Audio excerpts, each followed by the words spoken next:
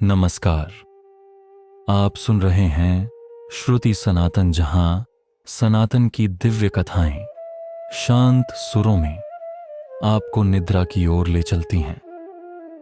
अब तक की कथा में आपने जाना कैसे रावण के अहंकार ने उसे पाप की ओर धकेला, कैसे नलकुबेर का श्राप उसे मिला और नारद मुनि ने उसे चुनौती दी मृत्यु से भी भिड़ने की। अब प्रस्तुत है वह अध्याय जहां रावण यमलोक की ओर बढ़ता है और यमराज से उसका टकराव होता है। रावण जैसे ही यमलोक के उस अद्भुत और अलौकिक क्षेत्र के निकट पहुंचा, उसने हर ओर जीवित प्राणियों को अपने कर्मों का फल भोगते देखा। वहां यमराज के सेनापतियों और सेवकों, यमदूतों की विशाल सेना थी।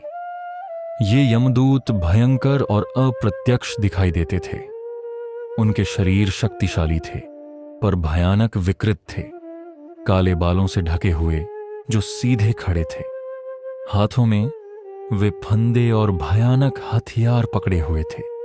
उनके चेहरे डरावने बने हुए थे और वे अजीब सी चीखें निकालते थे। वे तेजी से घूमते हुए लोगों पर वार करते और उन्हें पीड़ित करते थे जो इधर उधर भाग रहे थे।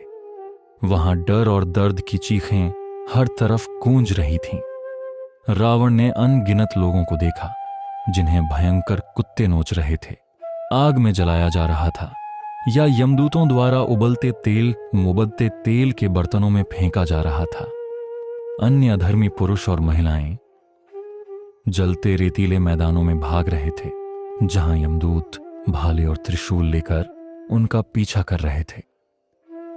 कुछ को वे काट छांट कर पेड़ों के नीचे घसीट रहे थे जिनके पत्ते इस्पात की तरह तेज थे।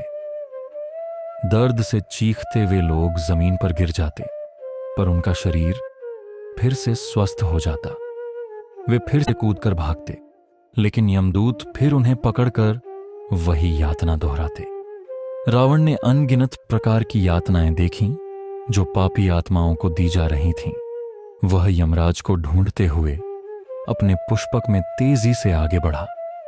यमलोक के उस रहस्यमय क्षेत्र के अन्य हिस्सों में उसने ऐसे लोगों को भी देखा जो अपने अच्छे कर्मों के फलस्वरूप स्वर्गीय आनंदों का अनुभव कर रहे थे। ऐसा लगता था जैसे वे किसी अलग आयाम में हों जहां सुंदर स्वर्गीय दृश्य फैल रहे थे। विशाल चमकदार महल नीले साफ झीलों के किनारे खड़े थे। सुनहरे वस्त्र और आभूषण पहने युवक युवतियां एक दूसरे को गले लगाकर हंस रहे थे। सोने और चांदी की मेजों पर उत्कृष्ट भोजन और पेय रखे थे। संगीतकार संगीत बजा रहे थे और नर्तकियां नाच रही थीं। रावण ने अनगिनत लोगों को आनंद में मग्न देखा जो वहां हो रही पीड़ा से पूरी तरह अनजान थे। उस चमकदार आनंद के क्षेत्र को छोड़ रावण गहराई में यमलोक में प्रवेश किया। वह व्यापक वैतरणी नदी पार करके जो रक्त और मल से बहती थी, एक और अंधकारमय भूमि पर पहुंचा जहां अनगिनत यमदूत दुष्टों का पीछा कर रहे थे। यमदूतों की भयानक हंसी के साथ साथ गीदड़ और भेड़ियों की चीखें वहां गूंज रही थीं। हर जगह लोग बीमार, पीले पड़े, असहनीय प्यास से तड़पते जल के लिए पुकार रहे थे। रावण अपने रथ से उतरा और यमदूतों को मार धाड़ कर वहां के पीड़ितों को मुक्त करने लगा। उसे दूसरों के कष्ट से कोई दया नहीं थी, पर उसने सोचा कि यमदूतों को दबाने से यमराज प्रकट होंगे। जब रावण ने हजारों दयनीय लोगों को उनके यातनाकारों से छुड़ाया तो अचानक यमदूतों की बड़ी सेना ने उस पर हमला कर दिया। वे भाले, लोहे की छड़ें, इस्पाती क्लब, भाला और गदा लेकर रावण पर टूट पड़े। वे पुष्पक के आसन, तख्त, स्तंभ और मकानों को नष्ट करने लगे। लेकिन यह अविनाशी रथ तुरंत ब्रह्मा की शक्ति से फिर से बन गया जिसने इसे सबसे पहले बनाया था। रावण के राक्षस सैनिकों ने यमदूतों का मुकाबला जोर शोर से किया। यमराज के लाखों करोड़ों सेवक विशाल लहरों की तरह बढ़ते रहे। वे रावण और उसके अनुयायियों पर असीमित संख्या में तीरों और अन्य भयंकर हथियारों की बारिश करने लगे। राक्षसों ने घमंड से यमदूतों का सामना किया और उनके युद्ध के भयावह जयकारों से गगन गूंज उठा। हथियारों की टक्कर और योद्धाओं के चिल्लाने की आवाज समुद्र की गर्जना जैसी लग रही थी, जैसे कोई भयानक तूफान उठा हो। अन्य राक्षसों को छोड़कर यमदूतों ने अपना ध्यान रावण पर केंद्रित कर दिया। तीरों से लथपथ और खून से लथपथ वह ऐसा लग रहा था जैसे कोई विशाल पहाड़ लाल लावा बहाता हो। अपनी रहस्यमय अस्त्र विद्या का उपयोग करते हुए रावण ने तीरों, भालों, मुट्ठी हथियारों, बड़े पत्थरों और विशाल पेड़ों की झड़ी यमदूतों पर बरसाई। यह भयंकर और विनाशकारी प्रहार यमराज की सेना पर ऐसे बरसा जैसे आसमानी आग बरस रही हो। यमदूत अपने गदा और भालों को घुमाते हुए सभी प्रहारों को टालते हुए हजारों की संख्या में रावण के चारों ओर घेर गए। वे काले विशाल भृंग के चारों ओर मांसाहारी चींटियों के झुंड की तरह दिखाई देते थे। रावण का शरीर तीरों और भालों से छलनी हो गया था।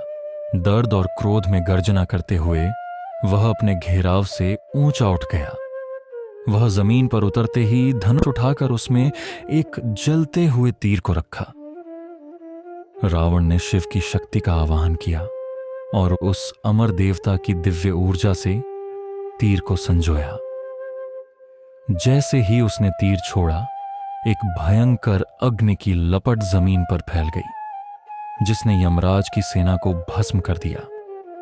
विशाल नारंगी और सफेद अग्नि की लपटें चारों ओर उछलीं। यमदूतों के शरीर राख में बदल गए। जमीन पिघल गई और यमराज की सेनाएं बिखर गईं। आग की लपटों के पीछे शिव के अनेक भूतियां अनुयायी प्रकट हुए, जिनके भयावह रूप से जमीन और आकाश भर गए। वे युद्ध भूमि में भागते हुए यमदूतों के दिलों में आतंक भरने लगे। शिव के अस्त्र की शक्ति से जमीन से भयावह मांसाहारी जानवर उभरे, जो डरावनी चीखें मारते हुए यमदूतों पर टूट पड़े और उन्हें चीरने लगे। रावण ने अपना विजय उद्घोष बुलंद किया, जिससे धरती थर्रा उठी। यह गर्जना यमराज के स्वर्गीय सिंहासन तक पहुंची। जब यमराज को पता चला कि उनकी सेना परास्त हो रही है, तो उन्होंने तुरंत अपने भव्य रथ को मंगवाया। वे तेजस्वी और क्रोधित रूप में अपने भाले और गदा के साथ खड़े थे। उनके दोनों ओर खड़े थे कालदंड, मृत्यु के अटल दंड के रूप में, जिनकी आंखें लाल अग्नि की तरह जल रही थीं, और समय के प्रचंड स्वरूप, जो सृष्टि के संहारक के समान भयावह थे। उनका विशाल रथ चारों ओर फांसी के फंदों से सजा हुआ था, और वह हजारों तेजा से चक गए और चमकदार अश्वों द्वारा खींचा जा रहा था। उसकी गर्जना सुनकर स्वर्ग के सभी प्राणी कांप उठे। रावण के सामने आते ही उसकी सेना भयभीत होकर चारों ओर भाग खड़ी हुई। पर रावण ने घबराया नहीं। वह अपनी पूरी शक्ति के साथ खड़ा रहा।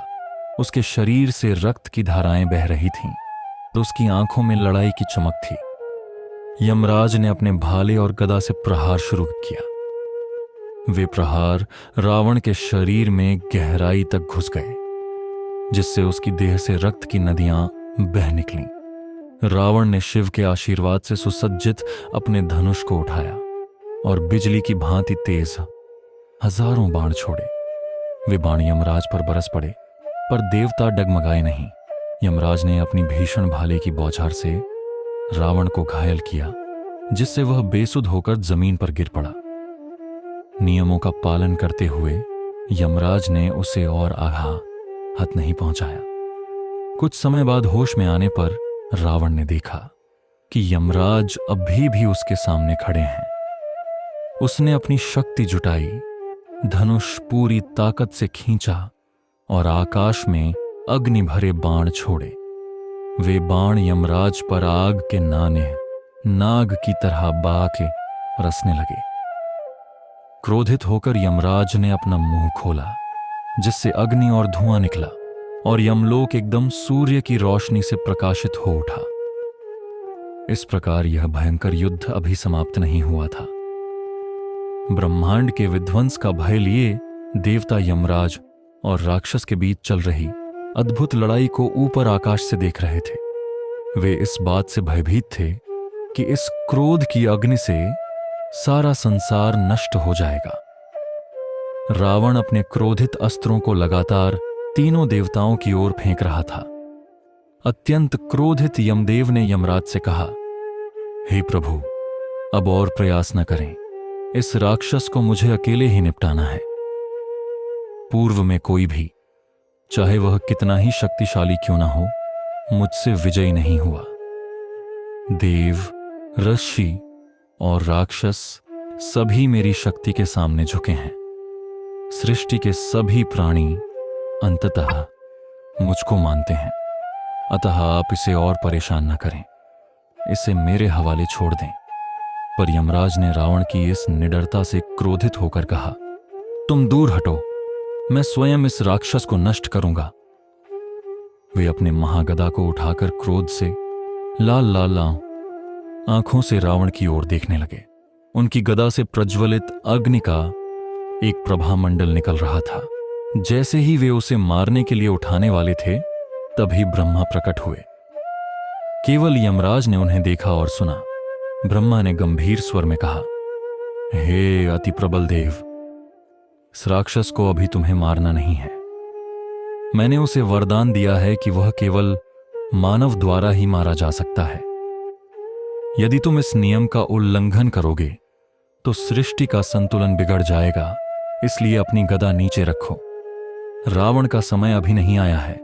यदि तुम अपनी अजेय गदा चलाओगे तो इससे सभी सृष्टि के प्राणी मर जाएंगे। बहुत पहले कठिन तपस्या से प्रसन्न होकर ब्रह्मा ने रावण को यह वरदान दिया था कि कोई भी देव, राक्षस या असुर उसे नहीं मार सकेगा, सिवाय मनुष्यों और पशुओं के, जिन्हें रावण तुच्छ समझता था। ब्रह्मा के इस आदेश को सुनकर यमराज ने अपनी गदा नीचे रख दी। समझ गए कि इस लड़ाई में उनका कोई विजय संभव नहीं है। वे वहीं से गायब हो गए। यमराज को जाते देख रावण ने विजय का गर्जन किया। अब वह सृष्टि का सबसे शक्तिशाली प्राणी था। अब सिद्ध करने के लिए और क्या था?